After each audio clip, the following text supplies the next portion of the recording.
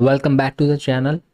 इस वीडियो में हम डिस्कस करने वाले एक important case which is Amlesh Kumar versus state of Bihar. ये एक क्रिमिनल लॉ का जजमेंट है जिसमें सुप्रीम कोर्ट के सामने एक बहुत ही इम्पॉर्टेंट और इंटरेस्टिंग क्वेश्चन आता है कि क्या एक एक्यूज्ड अपनी खुद की इनोसेंस प्रूफ करने के लिए क्या खुद से नार्को एनालिसिस टेस्ट की डिमांड कर सकता है या नहीं। इस पूरे टॉपिक पे जो लीडिंग केस है, जो लैंडमार्क केस है, हम उसके बारे में समझेंगे और इन दोनों चीज़ों को अच्छे से समझने के बाद हम जानेंगे कि हमारे प्रेजेंट केस में Amlesh Kumar versus state of Bihar के केस में सुप्रीम कोर्ट ने क्या और क्यों कहा, ताकि आपको सारी चीज़ें अच्छे से समझ में आए और कोई कन्फ्यूजन ना रहे। शुरुआत करते हैं कि नार्को एनालिसिस टेस्ट क्या होता है। तो इसमें सोडियम पेंटोथल नाम का ड्रग एक इंसान के अंदर इन्फ्यूज़ किया जाता है। इसके बाद वो सबकॉन्शियस स्टेट में चला जाता है, जिससे कि उसकी सच बोलने की, ट्रुथ बोलने की प्रोबेबिलिटी बढ़ जाती है और इसलिए इसे ट्रुथ सीरम टेस्ट भी कहते हैं। अब इसी कैटेगरी में दो और टेस्ट आते हैं। एक हो गया आपका पॉलीग्राफ टेस्ट, जिसे हम लाई डिटेक्टर टेस्ट भी कहते हैं। इसमें क्वेश्चंस पूछने पर इंसान क्या फिजिकल रिएक्शन दे रहा है, जैसे increase heart rate, breathing, sweating, इन सारी चीज़ों को मॉनिटर किया जाता है। और तीसरा हो गया ब्रेन मैपिंग टेस्ट। इसमें सवाल पूछने पर ब्रेन क्या इलेक्ट्रिकल सिग्नल रिलीज कर रहा है, इसे मॉनिटर किया जाता है। अब इन तीनों ही प्रोसीजर में कहीं ना कहीं एक इंसान की फिजिकल और मेंटल प्राइवेसी वायलेट होती है, वो क्वेश्चन में आती है और इसलिए यहाँ पर रोल आता है आर्टिकल 20 सब क्लॉज 3 और article 21 of the Indian constitution का। अब आर्टिकल 20 सब क्लॉज 3 क्या है? आर्टिकल 20 सब क्लॉज 3 बात करता है राइट अगेंस्ट सेल्फ इंक्रिमिनेशन, जो यह कहता है कि किसी भी केस में एक एक्यूज्ड अपने ही अगेंस्ट गवाही नहीं दे सकता है। फॉर एग्जाम्पल, अगर कोई मर्डर केस चल रहा है तो जो एक्यूज है, आप उस एक्यूज को अपने अगेंस्ट गवाही देने के लिए नहीं बोल सकते हैं और ये प्रोटेक्शन दिया हुआ है आपको आर्टिकल 20 सब क्लॉज 3 में, और इसी को बोलते हैं आपका राइट अगेंस्ट सेल्फ इंक्रिमिनेशन। और दूसरा आर्टिकल है article 21 of the Indian constitution, जो है आपका right to life and personal liberty, जिसमें राइट टू प्राइवेसी भी प्रोटेक्टेड है, जो फिजिकल और मेंटल प्राइवेसी दोनों को ही प्रोटेक्ट करती है। तो दो तरीके के राइट्स होते हैं, इनडिफेंसिबल राइट्स और डिफेंसिबल राइट्स। इनडिफिजिबल राइट्स आपके एब्सोल्यूट राइट होते हैं, वैसे राइट्स जो आपसे छीने नहीं जा सकते। ये टर्म जजमेंट में भी यूज हुआ है, तो ये जानना जरूरी है। अब आते हैं सबसे इंपॉर्टेंट पार्ट पर, तो ट्रुथ सीरम या फिर नार्को एनालिसिस टेस्ट। अब आते हैं सबसे इंपॉर्टेंट पार्ट पर। तो नार्को एनालिसिस, ट्रुथ सीरम या फिर उसकी एडमिसिबिलिटी या प्राइवेसी, इन तीनों एंगल में जो लीडिंग केस है वो है आपका Selvi versus state of Karnataka का। ये 2010 का जजमेंट है और एक जजमेंट बहुत ही काम का जजमेंट है, बिकॉज ये क्लियर डायरेक्शन देता है नार्को एनालिसिस टेस्ट में को लेकर। तो सबसे पहले तो इन तीनों ही टेस्ट, नार्को एनालिसिस, पॉलीग्राफ और ब्रेन मैपिंग टेस्ट की कॉन्स्टिट्यूशनल वैलिडिटी की बात करता है ये जजमेंट जो है, और क्लियरली ये कहता है कि अगर आप बिना कंसेंट के इनवॉलेंट्री इन तीनों में से कोई भी टेस्ट एडमिनिस्टर करते हो तो यह उस इंसान की मेंटल प्राइवेसी का इंट्रूजन होगा। मतलब आर्टिकल 20 सब क्लॉज 3 और आर्टिकल 21 का वायलेशन होगा। फिर उस टेस्ट का कुछ भी रिजल्ट आए, ना ही वो लीगल होगा ना ही वो एडमिसिबल होगा। लेकिन इस केस में एक बहुत ही इंपॉर्टेंट एक्सेप्शन की बात भी की गई है।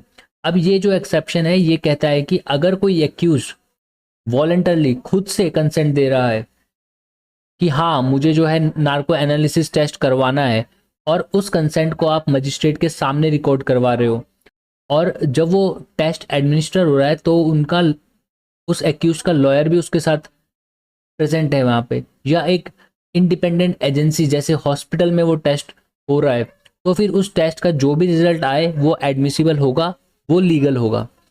तो Selvi versus state of Karnataka case में बहुत क्लियरली यह कहा गया है कि बिना कंसेंट के अगर यह टेस्ट कराओगे तो वह लीगल नहीं होगा, वह एडमिसिबल नहीं होगा, मेंटल प्राइवेसी का इंट्रूजन होगा, आर्टिकल 20 सब क्लॉज 3 और आर्टिकल 21 ऑफ द कॉन्स्टिट्यूशन का वायलेशन होगा।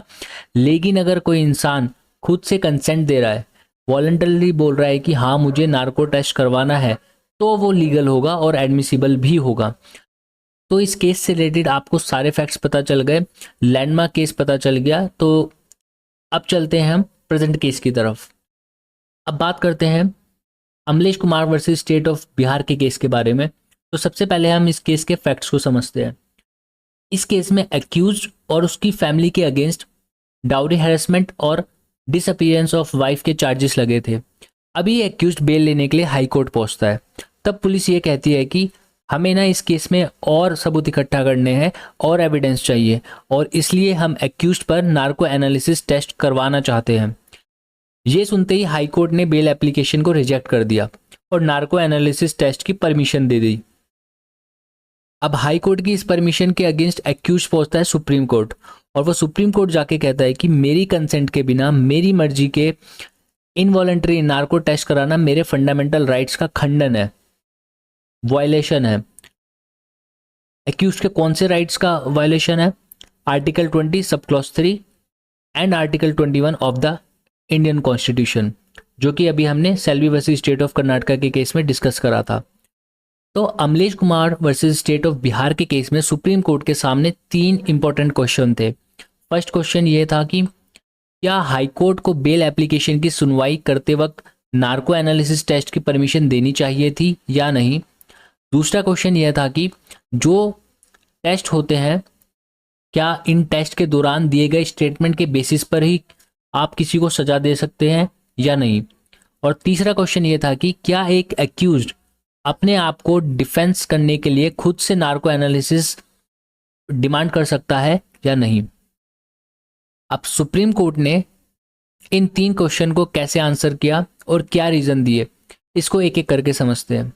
तो पहले क्वेश्चन का जवाब सुप्रीम कोर्ट ने ये दिया कि जब तक हाई कोर्ट ये इंश्योर ना कर ले कि Selvi versus state of Karnataka case में जो गाइडलाइंस दिए गए थे, जो सेल्फगार्ड्स दिए गए थे, वो मीट हो पा रहे हैं या नहीं कि नहीं, तब तक high court narco analysis test की परमिशन नहीं दे सकता।